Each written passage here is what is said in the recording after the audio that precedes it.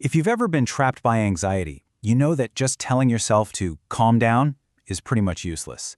Well, today we're going to look at a really interesting, kind of counterintuitive trick from Dr. Martha Beck, Oprah's life coach, by the way, that doesn't try to fight anxiety at all. It just sidesteps it completely. You know that feeling, right, where it feels like your anxiety just doesn't have an off switch? It's like one little jolt of fear hits, and suddenly your mind is off to the races. You're just stuck in this loop, this feedback cycle that seems to get worse and worse with no obvious way to get back to feeling okay. And look, if you feel this way, you are definitely not alone. This is a massive global thing. In the single year of 2020, anxiety rates around the world jumped by an incredible 25%. It's this huge shared challenge that's impacting pretty much all of us. I love this analogy from Dr. Beck. She says anxiety is like those tire shredder strips in a parking lot. You can drive over them one way, but if you try to back up, forget it. Once you're on that road, your brain is kind of wired to keep going forward into what she calls the anxiety spiral. Just trying to calm down feels totally impossible. So if you can't fight it head on, what are you supposed to do?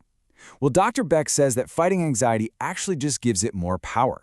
So instead, we need a totally different tactic. We need a way to, well, trick our brains and just bypass that whole alarm system. To really get how this trick works, we've got to understand the machine we're working with here, our brain. And that brings us to the super useful, kind of simplified model of our brain's two halves. Okay, so think of it like this. You've got your left brain, which is the storyteller. It loves words, logic, making sense of things. But here's the catch. When it gets scared, it doesn't just tell stories, it tells horror stories. And that makes you want to grab the steering wheel and control everything. Then you've got your right brain. This side is the sensor. It doesn't really do words. It's all about what you see, feel, and imagine. And its go-to emotion, it's not fear. It's curiosity, connection, creativity. And this explains the whole problem perfectly. That anxiety spiral, it's a total left brain thing. You get that initial jolt of fear, and the storyteller turns it into a scary, verbal story. That story makes us want to control every little thing. But of course we can't. So what happens? We get even more scared. The story gets bigger, the fear gets deeper, and that spiral just keeps tightening. It doesn't have a natural off button. So how in the world do we break out of that cycle? Well, the answer is in this really fascinating relationship between the two sides of our brain. And here it is, the core idea. Dr. Beck says that you literally cannot be in a state of high anxiety and a state of deep creativity at the exact same moment. They work like a toggle switch. When one is on, the other one is off. Simple as that. This is the key to everything. That anxious storyteller in your left brain can totally paralyze your creative right brain, but, and this is the good part, it works both ways.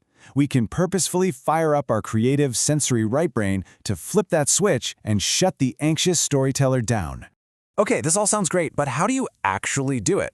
Let's try a super simple exercise together right now so you can feel what this is like for yourself.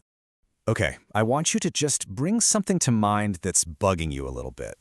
Causing some stress, nothing huge, just a low-level worry. Really feel that little bit of tension, that tightness in your chest. You got it? All right, now completely change gears. I want you to imagine you're holding a big, ripe orange in your hand. Really feel its weight.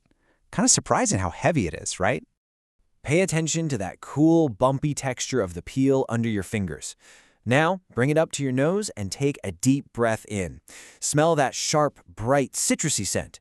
You're using your senses now, not your thoughts. And now, imagine you're peeling it or just taking a bite right into it.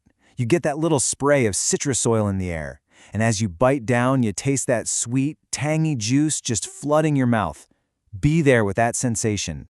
Okay, take a breath. What happened to that anxious feeling you started with? If you're like most people, for that one moment, when you were deep in that sensory world, the anxiety just sort of vanished. So, what just happened there? You literally flipped the switch. You went from the left brain's scary, word-based stories to the right brain's rich, sensory world. And by doing that, you activated curiosity instead of fear. It's amazing, right? This simple little trick actually calms your nervous system down and pulls you right out of that tense fight or flight mode. Now that orange trick is pretty cool and it's powerful in a pinch, but it's really just the start. Think of it as a gateway to a much bigger strategy for not just managing anxiety, but actually turning it into something useful. Dr. Beck has this great little framework she calls CAT. First, C for calm. Treat your anxiety gently, like a scared little animal, instead of trying to attack it. Then A for art. Just get creative. Do anything that makes something new. Doodle, write, bake, anything.